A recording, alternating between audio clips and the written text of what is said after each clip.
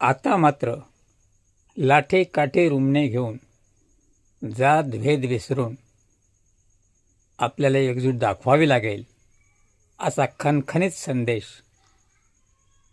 बच्चूभाऊकडून दिला आहे. कारण हे सरकार मराठीच्या मुद्द्यावर जर आंदोलन न करता GR काढून निर्णय फिरवते आणि आपल्याला आपल्या उपोषणादरम्यान 15 दिवसात समिती गठीत करू असं आश्वासन देते आणि आज 20 दिवस झाले तरीही त्या आश्वासनाची पूर्तता होत नाही. आता अधिवेशना संपण्यापूर्वी म्हणतात, तेव्हा हे धोकेबाज सरकार आहे.